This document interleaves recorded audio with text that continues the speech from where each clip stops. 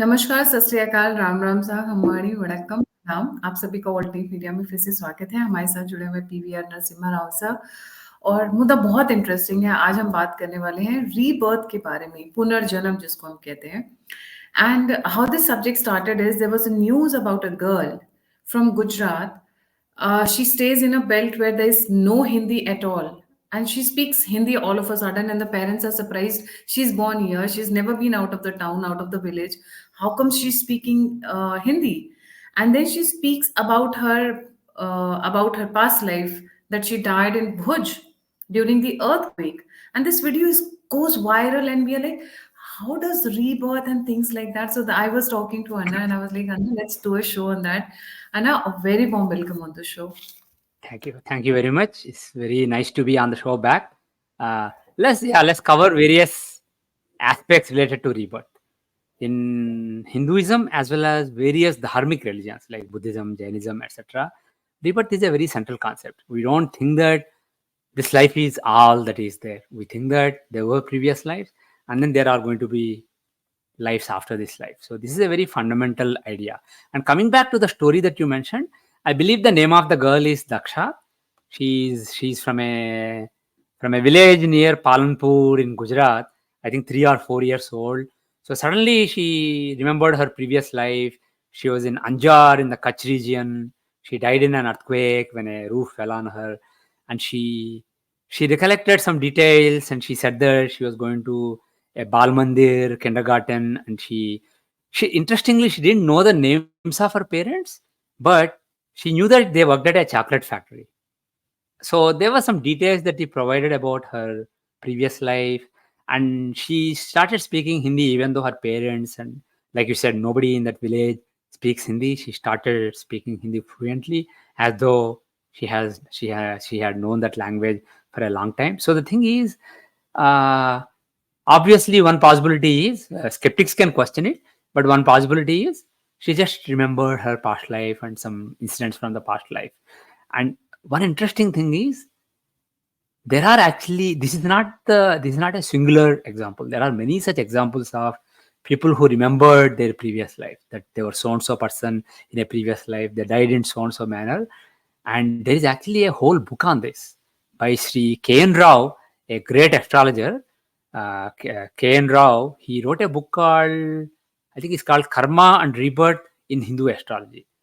So the interesting thing there is, he took several examples like this where somebody recollected his or her previous life. They actually went to that place. They said, this is my name, I'm from so and so village or town. Went to that place and inquired, did a person with this name, this background live here? And the details were actually confirmed. In some cases, the people actually met their previous family, the family that in the previous life. So there are many such examples, and the beauty of this particular book is he actually collected some superb data that is very useful to astrologers like me. He collected the birth data in the previous life, when the person was born in the previous life, and the death data, the time and date when the person died in the previous life. And in all these examples, the death was unnatural, in an accident or something. In all those examples that he covered in the book. So some unnatural death. So not at a very old age, but at a young age, unnatural death, and born again, and recollection of the previous life. And then, so he has the previous birth data and previous death data and the birth data of the current life, the date and time and place when they were born in the current life, and try to correlate basically the links between those charts, etc. And that was useful to me. I went further on his analysis. I tried to find some correlations, and I don't want to discuss that because this is not really an astrology session. We want to focus it on the concept of rebirth. But one interesting thing I found is there aren't any serious links between the previous birth chart and the current birth chart, but there are some very interesting links between the previous death chart and the current birth chart. In other words, see, Shastras say, the whatever thought you get at the last moment when you are dying, when the prana is basically being snatched out of the body, is being disconnected from the body, whatever thought you get, that thought becomes the seed for the next life. And then how that seed develops into a full life depends on the punyas and papas that you have, the karmas that you are carrying with you. Based on those, you will be given the next life. But the seed is the thought at the last moment. See, there is an example in one of the scriptures. A person, a great scholar, he was basically he was very learned in the scriptures and all that. And towards the end of his life, he was lying down on a cot. Basically, he was bedridden. He was on a bed, and there was a mango tree next to him. He was looking at that mango, and then he was thinking, "This mango is ripening. It looks so nice. In a few days, I can eat it." And then at the time he died, oh, I'm dying without eating the mango. So he became a fly in the next life, and he could actually enjoy that mango. There is another story of the Jadabharat. He's basically a great king, very dharmic king, ruled uh, entire country. He was an emperor, and then he renounced everything in his late ages. He goes into the forest and lives a very simple life. Lives in a small hut, and then lives a life of austerity. And then he finds a deer, a baby deer that lost his mother. Mother was killed, so he basically adopts that baby deer and takes care of it. He goes to faraway places and fetches nice grass, really gorgeous grass for that deer. So even though he wanted to overcome all attachments after leaving everything, and he was living like a sannyasi, he got attached to this deer. So at the last moment when he was dying, he just thought, what will happen to this deer after I die? So that becomes the seed for the next life. And the story in the Upanishad says he basically is born as a deer, and then he's killed by a tiger, so he's born as a tiger in the next life. And the tiger is killed by a hunter, so the tiger thinks, oh, this hunter is so powerful, and then he's born as a hunter in the next life. And in that life, all the previous samskaras come back when he's reborn as a human being. And then because he's born in a hunter family, he's basically he's basically, people around him live by hunting. So he doesn't look like an educated person, but suddenly he has this realization, so he becomes realized. He's an enlightened person, even though he's basically from the lower varna, from the Shodra varna. He becomes enlightened, and that is his last life. He basically becomes mukta. He gets moksha after that life. So like this, basically there are examples in our shastras, our Puranas, Upanishads, etc., that tell you that whatever you are thinking of at the time your soul is leaving, your atma is leaving, or your kundalini is leaving, that thought becomes the seed for your next life. So the thing is, that is why, actually, I'm digressing, but it's an important point to make. That is why people emphasize, always think of God, especially when you are when bad times are going, you are unhealthy, etc. Think of God, because at the time you are dying, you don't want to be thinking about, oh, I didn't do this, I didn't do that, etc. You want to think about God. You want to think about, God will take care of me, mother will take care of me, or Vishnu will hold my hand and take me where I need to go. Mother is looking after me. Just say God's name and think of God with that bharosa. That basically will make sure that you will have a good next life. So anyway, so coming back, so the interesting thing I found is there is a good link, interesting astrological correlations between the chart, the what we call as punya chakra, the chart at which you die, and the next birth chart, the chart when you are born again. So there are some interesting links. But the thing is, uh, these examples where somebody went and independently corroborated the details that were furnished by the person who had previous birth recollection, previous life recollection. The details were corroborated in multiple cases. So there are many examples like this. So it is not just some made up story like cock and bull story. Of course, there can be some cock and bull stories. For example, this story in Gujarat, it has not been independently verified so far. So if somebody goes to that place, Anjar, and sees if such a family existed, etc., it can be confirmed. But my point is, whether this story is real or not, there may be some fake stories, but there are some genuine stories that have been verified independently. And this astrologer that I mentioned, Sri K.N. Rao, he was actually an IAS officer. He was a civil servant, and later he became an astrologer. And he was a lifelong brahmachari. He was a man of great integrity, and he did some of this research himself. He corroborated. So we have examples where we know that somebody genuinely had past life recollection. One point that can be made here is some past life recollections can be just hallucinations. If somebody wants to think that I'm a great saint, he may when he's meditating, he may have some vision, or he may imagine some things. In the end, the vasanas of the mind basically color whatever experiences you have when you're meditating. So, see, for example, take the example of Ramakrishna Paramahansa. Sri Ramakrishna Paramahansa, he very clearly told Sarada Mata that you have no choice. You are coming back. We are all coming back. About 100 years later, we will all be back. Sarada Mata, Ramakrishna, Vivekananda, all the other disciples. He only said there was one disciple called Abhedananda. He said he's not coming back. This is his last life.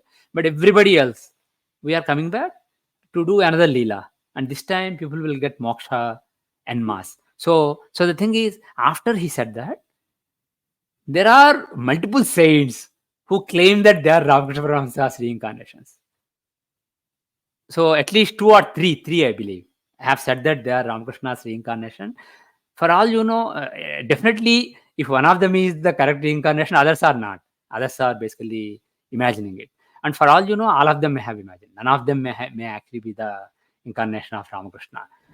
So the thing is, it is very easy to imagine things or hallucinate. But the thing is, in examples where somebody suddenly starts speaking without being trained, starts speaking a language, or gives some clear objective details like my father's name is this, my mother's name is this, my farm, I had so many siblings, and my father was doing so and so work. So there are examples like this where things were corroborated.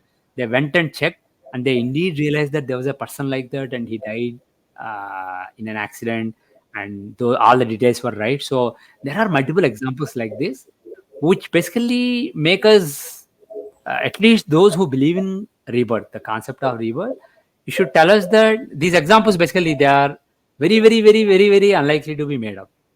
So the thing is, this thing is real. Rebirth is real. People can be reborn. Now the So question is, yes, go ahead. you, I'm actually locked up at one point. So you said there's a correlation between the death chart and the birth chart. What is that correlation? I mean, Some similar planetary configurations. Basically, if you take a certain house in the death chart as the lagna and see the planetary positions on various houses, what are the key influences? They seem to be repeating in the birth chart. This is basically a conclusion I drew based on the examples in his book. His book, as I said, it has this great data, all the three charts: birth chart, death chart, and rebirth chart.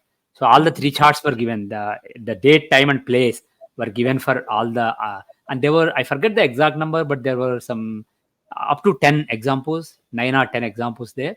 So I basically looked at some correlations, and I found that on some key houses, what are the influences in the death chart. I see some similarities in the birth chart. But the thing is, these are just handful of examples, so we can't really draw any strong conclusions. Unfortunately, this is an area where you won't get hundreds of examples. It is very rare that somebody has a previous birth recollection. And another interesting thing is, in all these examples that I have come across so far, where somebody recollected something from the past life in a tangible way with some clear, tangible details, and especially in cases where those details were cross-checked later on by somebody.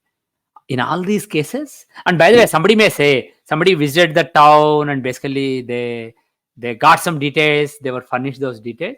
But Sri K.N. Rao claims that in some of these examples, they never ventured outside of the town, and they had no background in the town or no connection with anybody from that town. So he was convinced that this is genuine. Basically, the details that they gave were genuine, and they were cross-checked and corroborated. So the thing is, in most of these examples, it seemed to be a case of somebody having apamrityu, which is basically unexpected sudden death at a young age. So when the at the time of leaving the body, if the atma is in a state of shock, basically, so some connection with that life basically when you are reborn, the connection with the previous life is gone. You basically have a new you don't remember anything about the previous life. But the fact that things happen so suddenly, so some attachment may still be left. So it's interesting that only such cases have come to light so far. And one important point is, we all forget our previous life by default. Most people, except in rare cases like this where there is some reason for remembering the previous life, all our connection with the previous life and its memory is basically cut off from our when we are reborn. We don't remember anything about our previous life, and it's not a bad thing. People may think, oh, why can't I remember my previous life? It's not really a useful thing at all, because whatever you need from your previous life, it will be given, it will be put inside you as your vasanas, your inclinations. For example, if you have a rana to somebody, you need to do some favor to somebody, like you need to give somebody some money or serve somebody. You will feel when that person comes near you, for no reason, you will feel like doing good to that person. And if somebody hurt you and you need to basically hurt them back, when that person comes to you, you will just feel hatred for that person or some kind of negative emotion, and you want to do harm to that person inherently. So if there are some runas with people, places, situations, entities, organizations, etc., those basically whatever you need to do to fulfill those runas, whether they're positive or negative actions, those inclinations are put inside us as vasanas. So the thing is, in our scriptures, basically we there are four parts of what we are. One is ahankar, the very sense of this is me. Then the other is manas, which is basically the mind, which is sensing the world around us and interacting with the world around us. Buddhi, the intellect, which is basically calculating things. And then chitta. Chitta is collection of memories. So in terms of computer, Manas is basically like the IO, input output peripherals, etc. So IO connections, and the Buddhi is like the CPU or the arithmetic logical unit, ALU or CPU, and the Chitta is like the memory, the SRAM or DRAM, where all the data is stored. So in our Chitta, there are a lot of memories, and some memories are conscious, like I'm talking to Gayatri ji right now, and I made many videos with her in the past, and she has this channel called Alternate Media. This is basically conscious memories in my mind from this life. And then there are some subconscious or supraconscious memories that basically you are not, they're in the chitta, and they're basically being brought to the surface as needed. So if I feel like I need to harm this person, or I need to be nice to this person and serve this person, it is because of your memory, but you are not conscious. It's basically subconscious memory. So all that is from the previous life. So whatever you need to remember from the previous life to fulfill unfulfilled runas in this life, that basically comes as vasanas and the inclinations in your chitta. So you basically don't need to know who you were in the previous life. As a matter of fact, if you know who you were in your previous life, it may become a distraction, because you may be pursuing something that are not meant for in this life. For example, I know one person. He's a very religious person. He at a young age, basically he left studies and he started his own temple. His parents basically started a small temple for him in a strip mall. And that person, he suddenly has recollection of past life. He thought he was a great saint from Bengal in the previous life. So he's in this life he's a Telugu. He speaks Telugu. So he in this case, it's not like he recollected Bengali, etc., but he consciously made an effort to learn Bengali and then change his pronunciation. So, for example, Veda mantras like Ganapati Atharvasisham, he had perfect pronunciation. He changed va to ba like Bengalis do. He changed some pronunciation so that it will be like the previous life. He started basically reliving his previous life. He started to uh, and that may not be useful, because what you did in the previous life is what under the bridge. What you need to do in this life is based on what is not done yet. So sometimes you may get lost in unproductive stuff. uh, See, look at Rama was in the next birth. Or look at Narsimha. Narsimha was born as Rama later on, and Rama was born as Krishna. When he was Rama, he had only one wife. When he was Krishna, he had many wives. When he was Rama, he was a great warrior who killed so many Rakshasas. When he was Krishna, when the greatest battle of his time was going on, he just chose not to fight. He just directed it. So the thing is, it's not necessary that you recreate your previous life in your current life. You don't necessarily have to repeat what you did in the previous life. That's not the purpose of births. You basically, whatever is not done yet, or whatever, wherever the runas are pointing, leftover runas. Some runas you fulfilled in the previous life, so you don't have to refulfill them. So whatever runas are left in this life, you fulfill them in this life. So listening to your inner voice, which is telling you to do this, do that, you need to serve this person or you need to serve this community, listening to that and following your conscience, following your inner voice is enough for you to basically that tells you whatever you need to know about your previous life. Rest is irrelevant. And the other thing is, it can be an ego trip. Suppose somebody in meditation, somebody thinks that he was a great saint in the previous life, like this example that I mentioned. Apart from trying to recreate that life, you can become proud. You can see it is so difficult to overcome the accomplishments of this life. Whatever we do in this life, thinking that I didn't do, God did it, God, I'm just an instrument. Having that sense is so difficult. So when that is the purpose of existence, why remember about all that you did in the previous life and have extra stuff that you can be proud of? Extra pressure, right? So, Perina, when you look at a chart, do we know that this is a rebirth, or that that kind of a thing? See, everybody is a rebirth.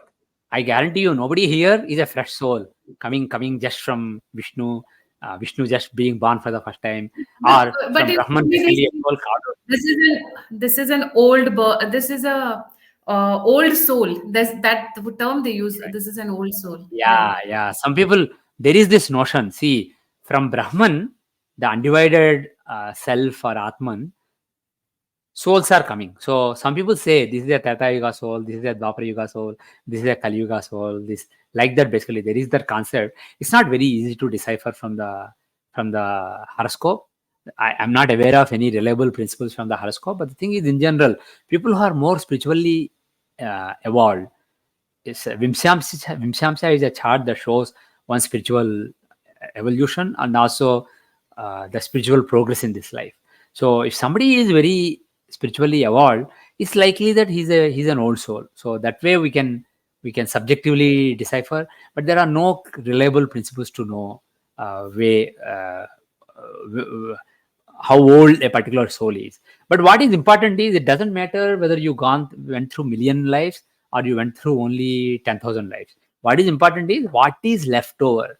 What are the vasanas? What are the unfulfilled desires and the unfulfilled ranas that you basically have to work on in this life? And then while you work on it, while you basically either fulfill or overcome unfulfilled desires and fulfill the unfulfilled ranas, while you do that, basically get to a state where you don't really desire new things. You basically whatever, and also whatever is coming to you, you see it as God's blessing to you. It's not like you are experiencing it. God is basically experiencing it through you, using you as an instrument. So getting the sense and becoming detached from your own experiences and your own actions, and becoming a kind of headless dummy or instrument of God, basically a Katputli that the God is basically controlling. So getting into the state, because if the Katputli entertains desires, God is aware of those desires, and God basically plans the future keeping those desires in mind. So basically, not really having any desires for small things or big things, for material things or spiritual things, not having any desires and being spontaneous, going with the flow, and then paying off whatever debts are existing from previous lives. That is the key. So that is more important than how old the soul is, because even if a soul is very newly created from Brahman, if you don't get entangled in a lot of desires, you can become liberated very quickly also. So what is important is what you do with this life and how much progress you make towards being desire free. At the same time, not being desire free doesn't mean shying away from actions, because as long as you are embodied, you are acting. So making sure that those actions are dharmic, purposeful, and at the same time, you don't basically become attached to the actions or the fruits of those. You basically see that God, for whatever reason, because I desired something, or because I have certain runas with these entities or people, God is using me to do this action right now. I'll just do it, and then basically the rest God will take care. So with that spirit, if you keep working throughout your life, that is more important. And now, more relevant question is, rather than is this a rebirth, more relevant question is, can you see your past life from your chart? There are some astrologers who believe that, see, in Parashara Maharshi, even though people use only Rasi chart, which stays the same every 2 hours, which changes once every 2 hours, or Navamsa chart, which changes once every 14 minutes, Parashara taught 16 different charts. Out of those charts, there is a chart called Shashtyamsa. And when Parashara said, what you see in each chart, he said, Rasi chart, you see physical things. Navamsa, you see dharma and marriage. In Drekana, you see siblings. Dashamsa, you see the work of the person, like that. And Saptamsa, you see the children, progeny. He said, Shashtyamsa chart, you see everything. He did not explicitly say what you see. And some astrologers believe that Shashtyamsa chart shows your previous life. And my take is, there is no proof of anything that anybody says. They actually analyze the Shashtyamsa and say, you were so and so in your previous life, you did this. But the thing is, there's no proof. There's no way to confirm any of those details. And moreover, if the Shashtyamsa chart shows everything, and moreover, when Parasara gave strengths to various charts in the Vimshopaka Bala calculations, he gave the highest strength to Shashtyamsa in one of the schemes. So the thing is, it's a very important chart. So how can an important chart just show what happened in the previous life? Because this chart is what you are meant to do in this life. So the thing is, Shashtyamsa is not really the chart that shows your previous life, but it shows what the subtle karmic forces that are pushing you in this life. That basically, whether in your education, whether in your spiritual life, whether in your financial life, whether in your professional life, there are some subtle karmic forces that are pulling in various directions. So Shashtyamsa chart basically shows those forces. But I don't believe there is a reliable way to know the previous life details. But the interesting thing to note is, there are some Nadi Granthas in South India, where, see, these Nadi Granthas are books where some Sishyas of a Rishi, they sat down and they basically wrote the fortunes of that person. And the thing is, many of the Nadi Granthas that exist are fake. People are just exploiting you. But the thing is, there are some genuine Nadi Granthas where some important details really match. They identify you in the book and they tell you a lot of things about your past. But interestingly, in many examples I know, future predictions did not pan out greatly. But the thing is, all the past details like your name, your father's name, etc., really panned out. So it is possible that there are some techniques that give you your previous life chart. But the thing is, I'm not aware of any. And the ones that some astrologers market as the techniques to see the previous life, I don't believe those are really accurate. And more importantly, what I want to say is, forget about your past life. You don't really give a damn about who you were in the past life. What are the leftover runas from that past life that you need to, and what are the karmic forces in this life? For example, when Vivekananda was born, there was a strong push to basically renounce and establish dharma in the world, spread dharma in the world.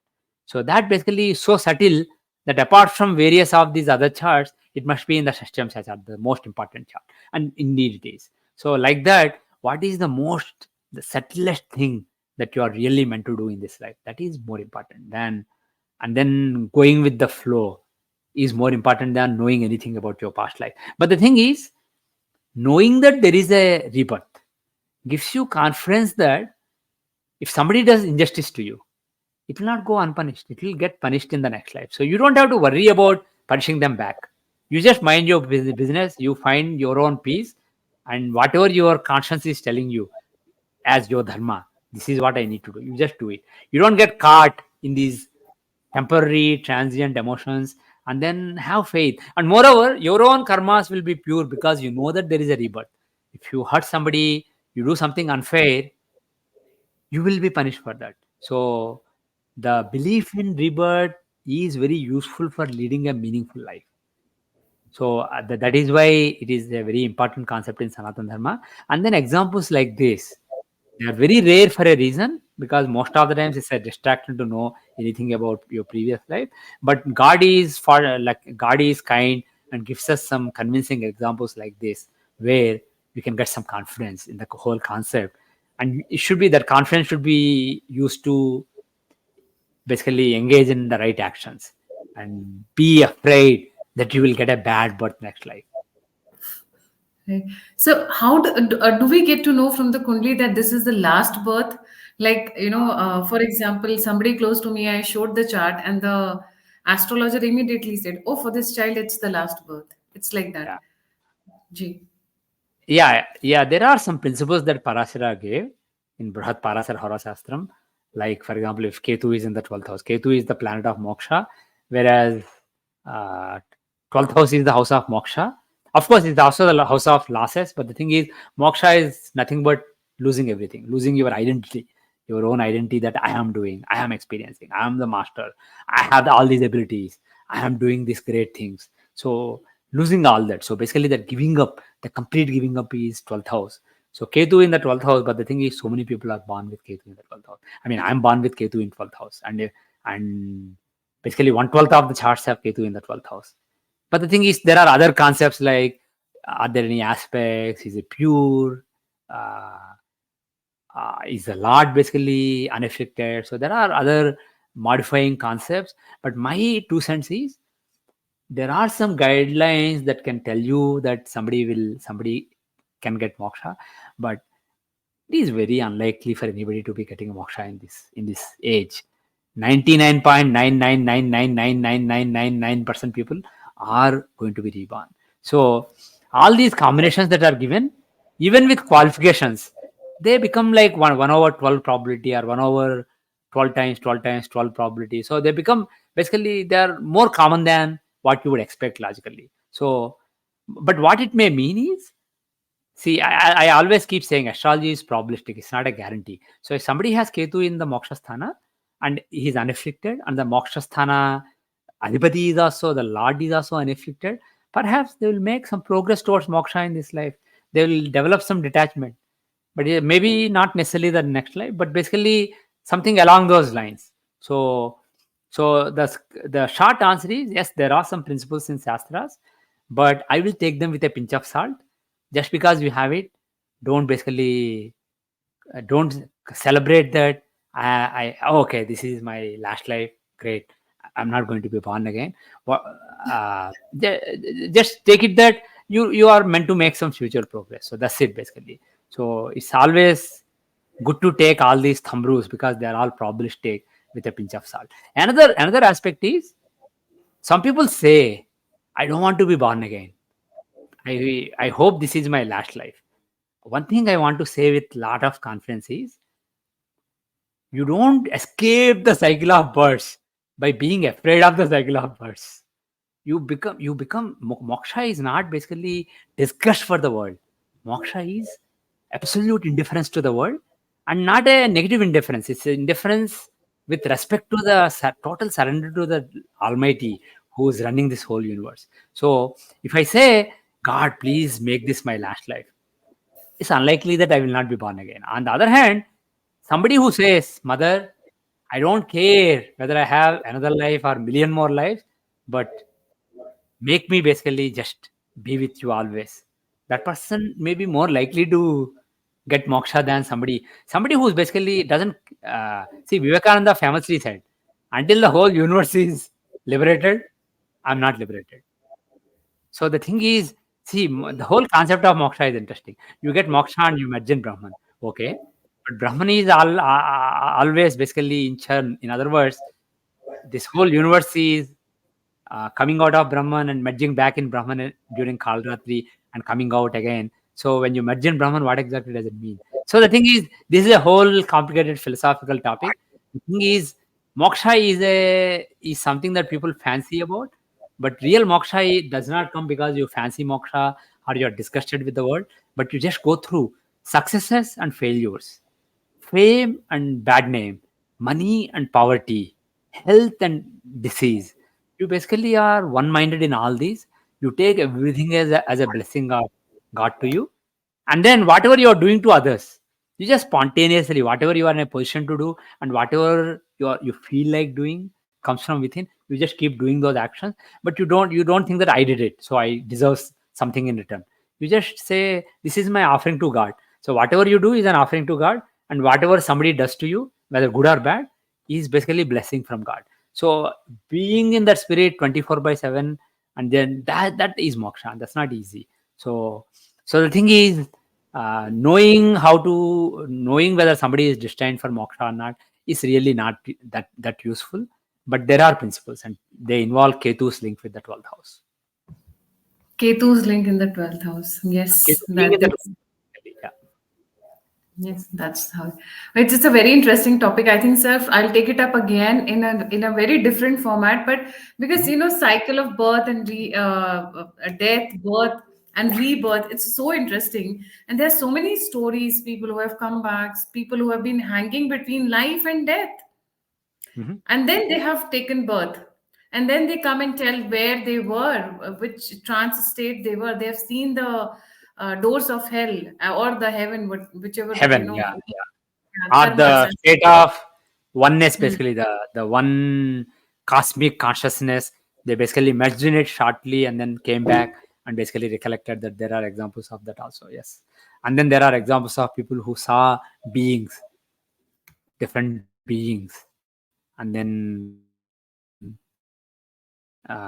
like various devatas, etc., lokas. So all these things are possible, yes. But the thing is, what is important is, if you believe in the concept of rebirth, it will make you more dharmic, and it will make you more. Basically, there is accountability. The concept of rebirth is all about accountability. So whatever you do, there is accountability for it. And the Western Account. concept, the Abrahamic concept of accountability is, there is a hell and heaven. That's it, basically. Our concept of accountability is, no, you have to basically keep being born, and then you basically evolve until you become perfect, that you get moksha. Until then, you keep evolving, and then you keep being reborn.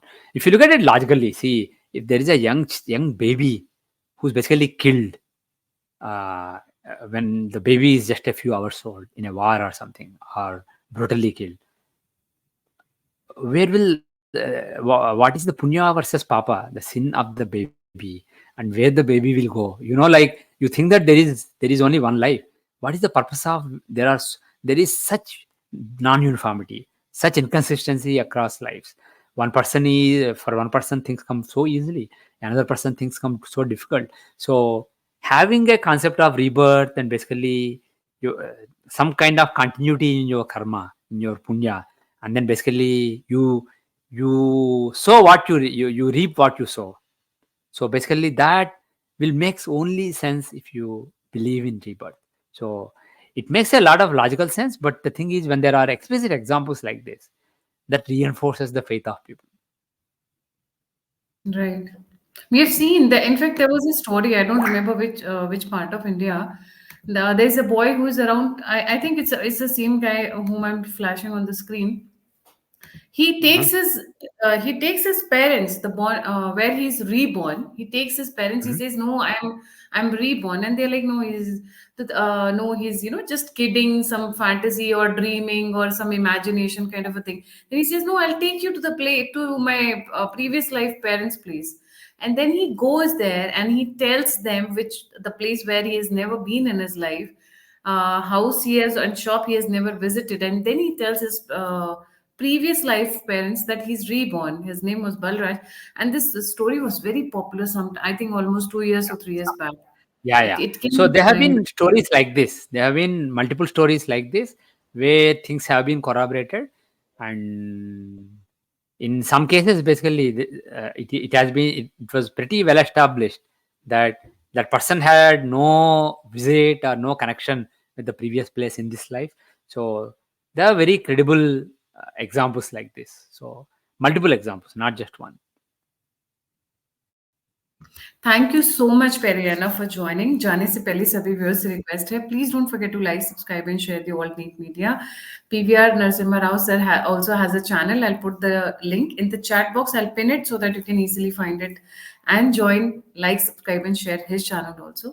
अगर आप contribute करना चाहते हैं तो UPA screen के ऊपर है. आप फीडबैक देना चाहते हैं, हमसे ट्विटर या सोशल मीडिया साइट्स पे जुड़ना चाहते हैं, तो सभी लिंक्स डिस्क्रिप्शन बॉक्स में. नरसिम्हा राव सर का Twitter handle is right on the screen and my Twitter handle is also on the screen. You can follow us there also. इसी के साथ thank you once again sir. जय हिंद, जय श्री राम, हर हर Mahadev. Jai Hind, Jai Sri Ram, Har Har Mahadev. Thank you very much.